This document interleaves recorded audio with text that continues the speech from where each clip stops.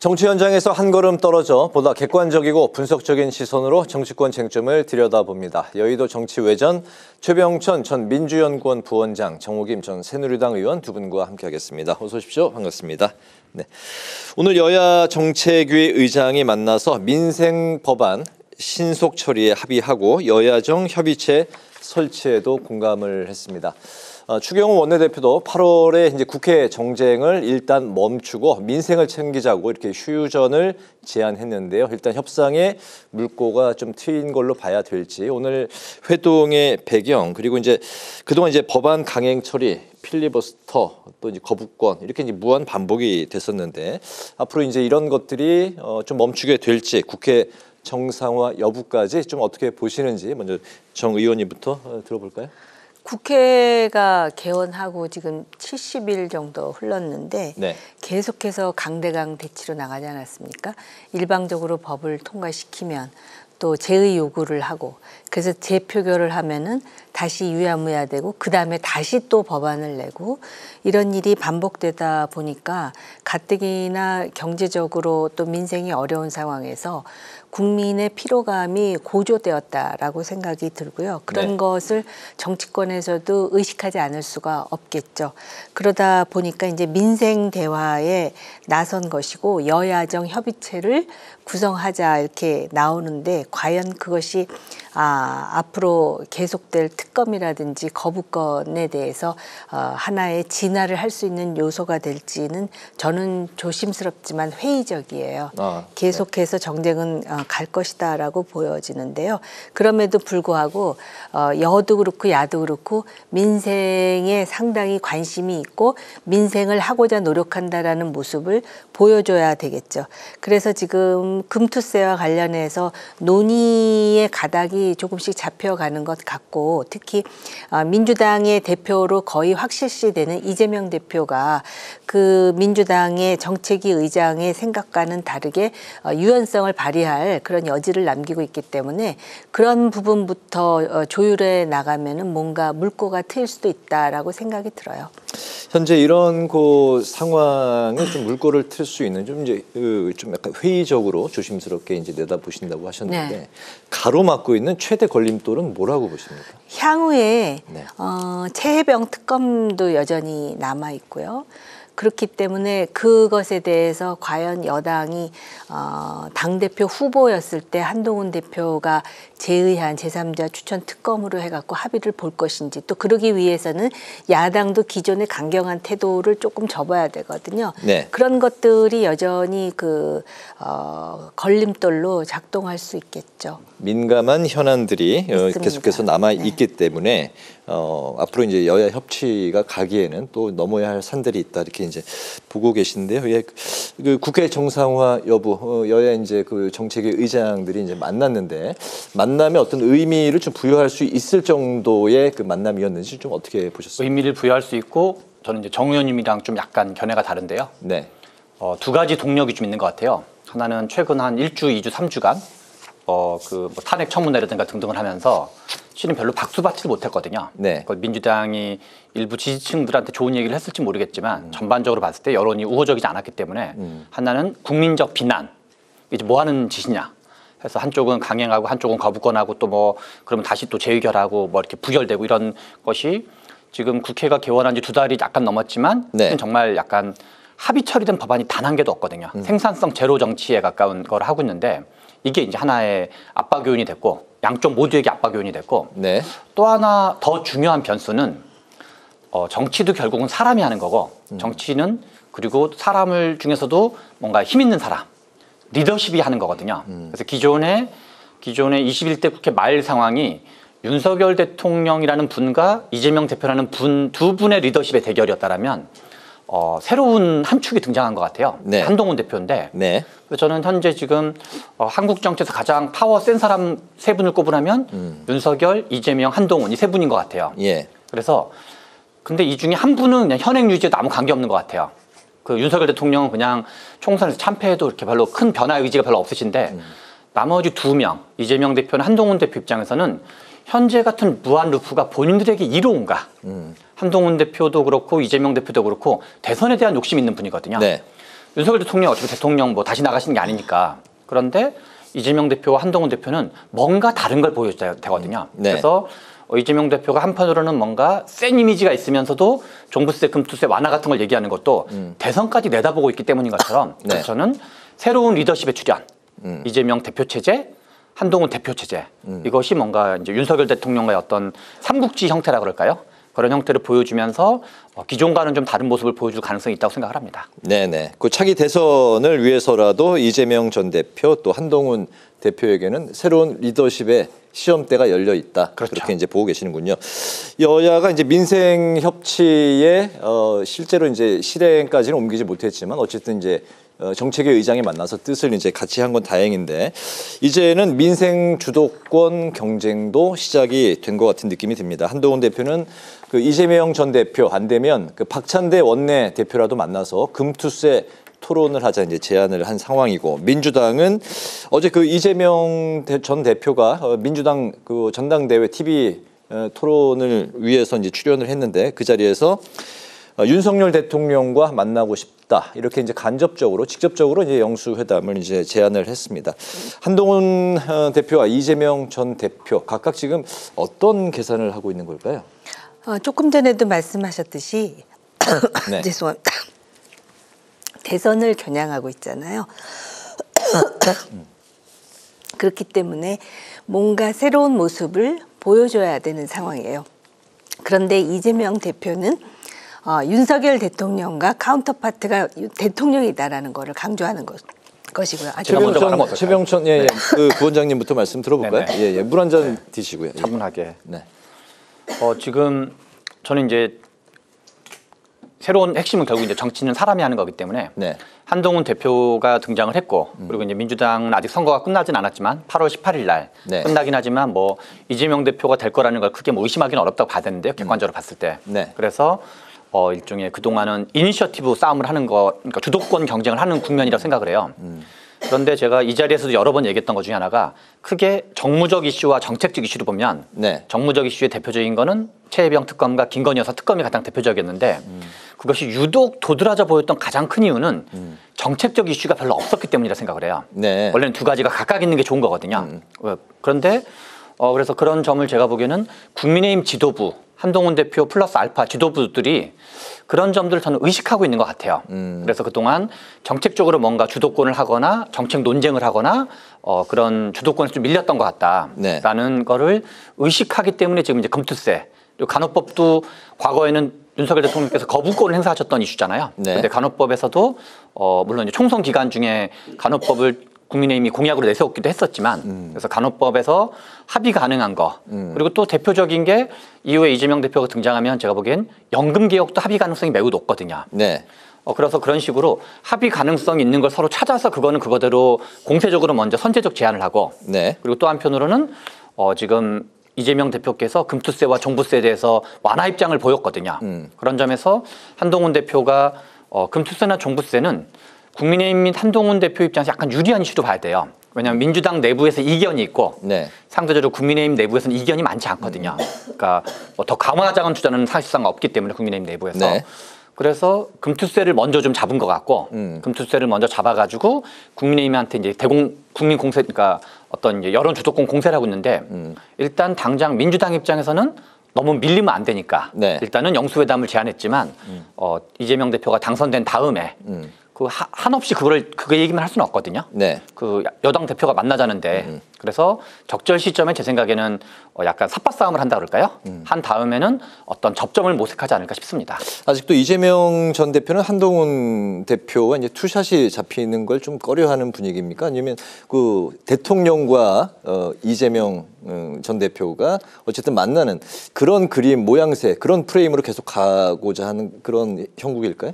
맞는 말씀인데요. 네. 그러니까 원래 이제 정치에서 하나의 어떤 뭐랄까 이 어떤 이슈를 다루는 어떤 룰 중에 하나는 더 센 사람과 뭔가 겨루는 거거든요. 네. 본인보다 더 센 사람이랑 겨뤄야지 같이 이제 어떤 그 체급이 올라간다 그럴까요? 네. 그래서 이재명 대표 입장에서는 한동훈 대표보다는 이제 윤석열 대통령이 더 뭔가 실질적 권한이 있고 뭔가 한 그레이드 더 위에 있는 분이니까. 네. 그러지만 8월 18일 때 어차피 두 분이 만나야 돼요. 대표 선정되면 인사를 하잖아요, 서로. 네. 8월 18일이라 하면은 민주당 전당대회 이제 선출일이죠. 네. 그래서 그때 이재명, 한동훈 대표가 뭐 8월 18일 또는 19일쯤에 만나게 될 텐데, 그 이후에 만나게 될 텐데, 그 즈음에 뭔가 여러 가지 다시 한번 좀 긍정적인 의미에서 불꽃이 튀지 않을까 이런 네. 생각이 듭니다.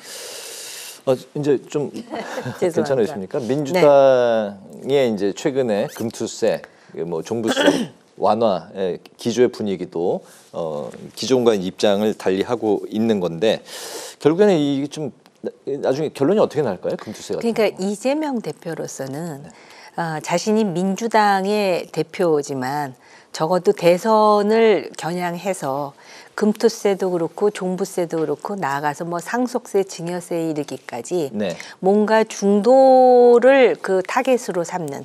그래서 비록 이념의 왼쪽에 있지만은 실용적으로 이런 거를 야당 대표가 해냈다라는 그런 그림을 만들고 싶어 하는 거예요. 네. 그래서 최근에 뭐 우클릭을 하고 있다 그런 그런데 얘기도 나오고. 이미 한동훈 대표가 네. 지금 금투세와 관련해 갖고 선방을 날린 것 아닙니까?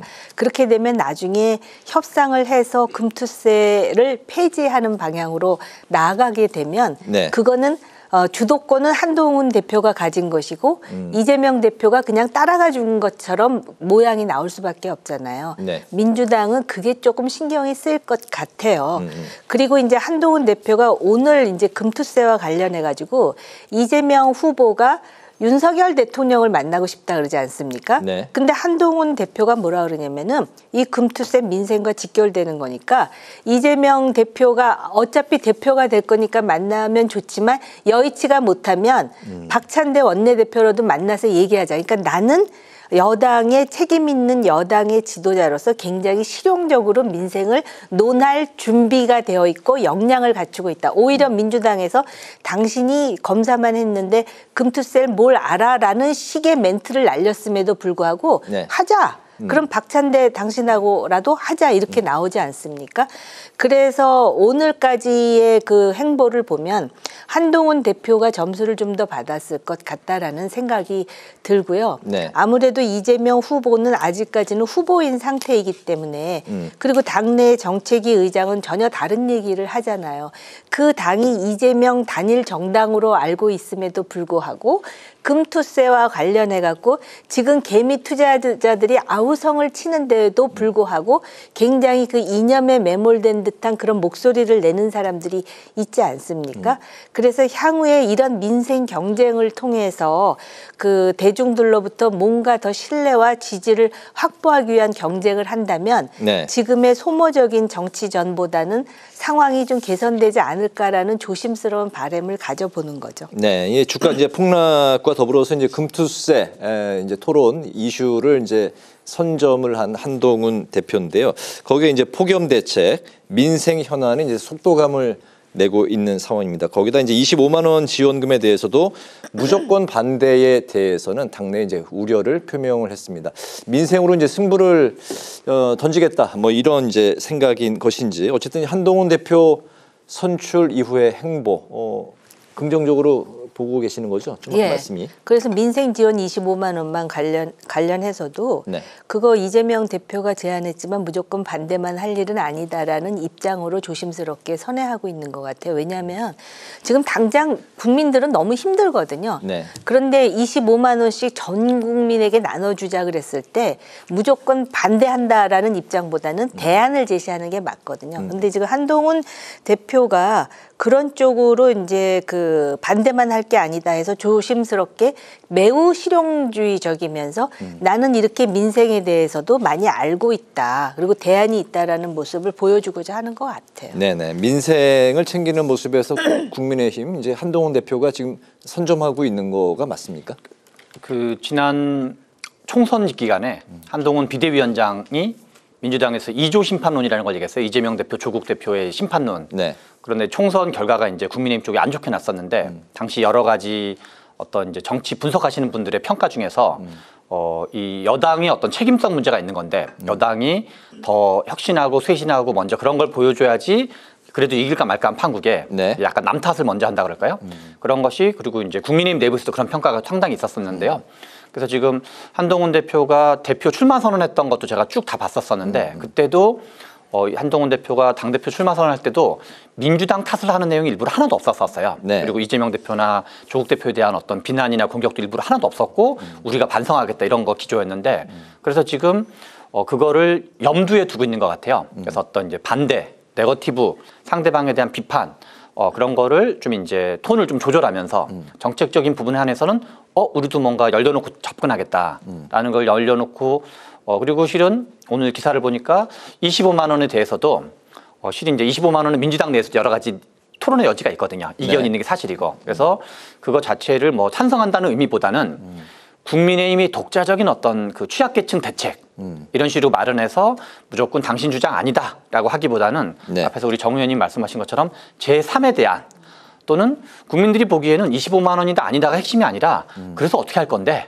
이 먹고 살기 힘든 서민들을 위해서 뭘 해줄 건데 이게 실은 국민들이 어떤 좀 보다 근원적인 어떤 국민들의 요구사항이기 때문에 네. 그런 식으로 민주당이든 국민의힘이든 서로 경쟁하는 모습 이 A 정책과 B 정책을 놓고 서로 경쟁하는 모습은 이 뭐 탄핵하고 뭐 강행 처리하고 이런 거보다는 훨씬 낫다 이런 생각이 좀 그래서 약간의 좀 더 지켜볼 여지가 있지 않나 이런 생각이 듭니다. 지금 한 열흘 정도 흘렀나요? 열흘 한 2주 정도 됐나요? 7월 23일이었죠. 네네.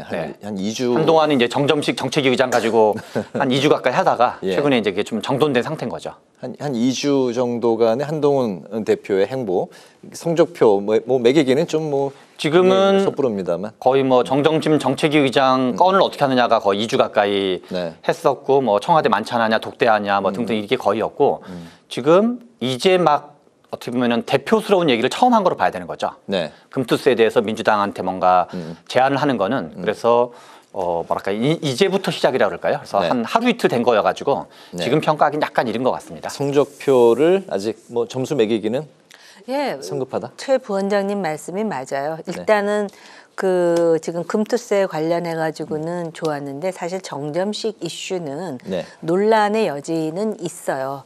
그렇기 때문에 사람을 선택할 때 일단 자기 중심으로 지도부를 구성하는 것이 너무나 자연스러운 일이긴 하지만은 어떤 직위에 가장 적절한 사람을 당파성과 관계없이 또는 계보와 관계없이 뽑는다는 모습도 한두 건은 좀 보여줬으면 하는 아쉬움이 있죠. 전부 자기 사람들이라고 사람들이 인식하는 그런 인사들이 중심이 됐잖아요. 그리고 이제 아마 정점식 의원 건 관련해 가지고는 아마 그 본인도 처음부터 그럴 생각은 없었는데 너무 그 친윤 쪽에서의 그런 어떤 언론 플레이라든지 마치 또 정점식 의원이 친윤 인사라는 식의 어떤 그 언론에서의 어떤 보도 때문에 본인이 이 당을 이끌어 나가는데 과거의 전례처럼 끌려간다라는 인상은 주고 싶지 않았던 것 같아요. 네, 알겠습니다. 한동훈 대표 이제 정치력을 증명할 수 있는 진짜 시험대가 기다리고 있다 이런 얘기가 나오고 있습니다. 이제 바로 민주당이 내일 세 번째 해병대원 특검법을 발의하기 때문인데요. 야당 추천이 그대로 들어가 있고 거기에 이제 또 이제 추가로 구명 로비 의혹이 새로 포함이 됐습니다. 제3자 추천 특검법을 이제 한동훈 대표가 제안했었기 때문에 과연 이 시점에서 이제 한동훈 대표는 야당의 압박과 내부 반대 속에서 어떤 선택을 하게 될지가 또 귀추가 주목되고 있는 상황인데요. 예, 어떤 선택이 나올까요? 저는 이거는 좀 더 시한이 걸릴 확률이 매우 높다고 생각을 해요. 왜냐하면 이 국민의힘 내부 전열이 좀 정비가 덜 돼 있을 거고 네. 한동훈 대표 입장에서는 실은 이 이슈는 약간 회피할 가능성이 높아요. 여기서 회피라는 거는 내부에서 아직 합의 과정이 있을 거기 때문에 실제로는 그 옳다 그르다와 좀 다른 의미에서 공수처 수사도 진행되고 있고 그리고 이제 뭔가 민주적 토론을 거치겠다. 왜냐하면 이 이견이 지금 있고 또 윤석열 대통령 쪽이나 친윤 계열은 이 반대 입장이 어느 정도 있기 때문에 네. 뭔가 본인이 힘있게 쫙 밀어붙이기가 어렵거든요. 내부 사정상. 그러면은 실은 그동안 한동훈 대표가 제3자 특검을 얘기할 수밖에 없었던 거는 특검에 대해서는 국민들이 지지 여론이 상당히 높은 편이거든요. 뭐 조사에 따라 조금 네. 다르긴 하지만 네. 대체로 한 60% 이상이 일반적인데 그러면은 이거를 하는 거는 이 여론에 밀린다는 걸 알고 있고 명분상 밀리고 있다는 걸 알고 있기 때문에 대표 출마 선언에서 제3자 특검을 얘기했는데 지금은 제3자 특검 이슈만 가지고 있으면 밀리는 거죠. 네. 그러면 실제로 확률이 높은 가능성은 뭐냐면 다른 이슈를 제기하는 거예요. 그게 그런 중에 하나가 금투세 이슈를 비롯한 최근의 민생 이슈를 제기하는 거죠. 네. 그래서 민생 이슈를 제기해서 합의할 수 있는 건 합의하고 그리고 뭐 이재명 대표 나와라 토론하자 뭐 공개 토론하자 뭐 TV 토론하자 이런 식으로 해서 공세를 제기하면서 약간 요거를 시야에서 조금 더 이렇게 관심도를 좀 낮춘다 그럴까요? 그래서 아무래도 이제 이 최혜병 특검 문제는 민주당한테는 유리하고 한동훈 대표나 국민의힘한테는 불리한 이슈이기 때문에 네. 그런 식으로 약간 이슈 포트폴리오 네. 이슈에 대한 분산 효과라고 그럴까요? 네. 그런 식으로 대응할 가능성이 현실적으로 가장 높지 않을까 싶습니다. 당대표 도전 때 던졌던 제3자 특검법을 당장 실현하기는 좀 분위기상 어렵지 않느냐. 예. 그래서 지금 내부를 추스리는 것 같아요. 그래서 당내에 무슨 패스트 트랙과 관련된 그런 태스크포스도 만들고 또 이 최상병 문제와 관련한 그런 또 이제 패스트 트랙도 태스크 포스도 만들어 가지고 네. 일단 당내의 의견을 수렴하면서 뭔가 이 문제를 돌파하기 위한 그런 리더십을 발휘한다라는 인상을 주는 것 같은데요. 네. 제가 볼 때 이 이슈는 한동훈 대표가 대표만 할 거라면 모르겠는데 대선이 꿈이라면 이거 회피하기는 쉽지 않아요. 본인이 한 말이 있지 않습니까? 네. 그렇기 때문에 오히려 지금 야당이 한동훈 대표에게 시간을 주는 거예요. 왜냐하면 더 센 특검을 가지고 나온다 그러는데 한동훈 대표의 마지노선은 제3자 추천에 의한 특검이에요. 근데 그거보다 더 센 걸 가지고 나오면은 그 정당화하기 좋잖아요. 반대를 위한 정당화. 네. 그렇기 때문에 지금 오히려 야당이 타협하자, 제3자 추천 특검 받아들일 수 있다 할 때 과연 이제 그때 이제 어떤 결단을 내리느냐가 오히려 중요할 수 있는 것이고요. 한동훈 대표로서는 말입니다.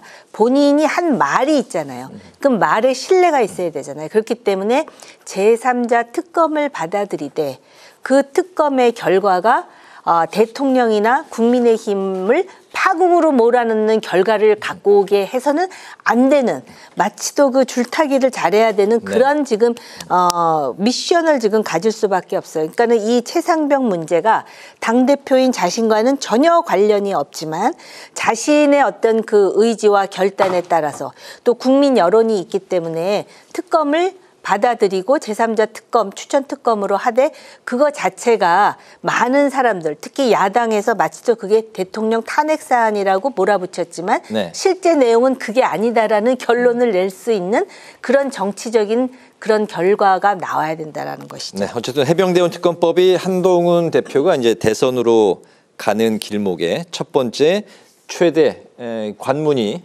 될 수 있겠다라고 이제 말씀을 하셨군요. 어쨌든 이제 뭐 초미의 관심사로 떠오르고 있는 해병대원 특검법 또다시 이제 내일 민주당이 발의를 예고하고 있는 상황입니다. 마지막 이슈는 검찰의 무더기 통신정보 조회와 관련한 이슈인데요. 민주당이 윤석열식 블랙리스트라고 이제 공세를 폈고요. 또 거기에 이제 정부 여당은 이제 파장을 예의주시하면서 제도에 개선이 필요하다 이렇게 이제 언급을 하기도 했습니다.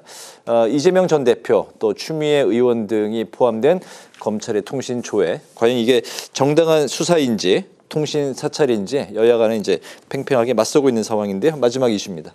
지금 원래는 이걸 알려줘야 되는 게 통지 기간이 한 1개월인데 네. 지금 여러 가지 뭐 이러저런 핑계를 대면서 한 7개월 정도 있다가 알려줘가지고 실제로는 이제 총선 기간 이전에 원래 알려주는 게 정상적이었거든요. 네. 그래서 이거 자체가 그렇게 떳떳하다라면 이렇게 시간을 질질 끌면서 알려줄 이유가 없었거든요. 그런 점에서 좀 뭔가 이게 국민의힘 또는 이제 검찰 쪽에서 뭔가 해명해야 될 사안이 아닌가 이런 생각이 좀 듭니다. 네네. 이게 지금 공수가 바뀌었잖아요. 국민의힘이 야당일 때는 심지어는 당시 대통령 후보였던 윤석열 후보가 미친 사람들 아니냐 이렇게 사찰을 하느냐 내 아내와 여동생까지 하고 뭐 이렇게 나왔단 말이죠. 근데 지금은 민주당이 똑같은 소리를 하고 있어요. 근데 그 당시에 민주당이 여당이었을 때 이재명 후보는 뭐라 그랬냐면은 이건 정당한 수사다. 그래서 정당한 통신조회다라고 얘기했거든요. 근데 아무튼 7개월이라는 그 날짜도 어떻게 보면은 법적으로 그 인정된 그 최장 그 바운더리가 7개월이에요. 네. 그렇기는 하나 지금 최 원장님 말씀하셨듯이 뭔가 이거 정치적으로 이것을 이렇게 수용하기에는 여러 가지로 의혹이 많은 부분이 있고요. 여야 정치인들이 이렇게 통신 조회를 하고 거의 사찰식으로 하는 것에 대해서는 규제와 제한과 자제가 필요하다라고 하는 입장이죠. 네네. 프라이버시 침해 이야기가 이제 많이 나오고 있는데 어쨌든 여야 간에 서로 간에 이제 정치적인 이제 그 공세 외에 어쨌든 이제 제도 개선의 필요성에는 서로 이제 좀 공감하고 있는 부분이 있는 것 같습니다. 네, 여의도 정치외전 이제 마칠 시간이 됐습니다. 지금까지 최병천 전 민주연구원 부원장, 정호김 전 새누리당 의원 두 분과 함께했습니다. 오늘 말씀 잘 들었습니다. 고맙습니다.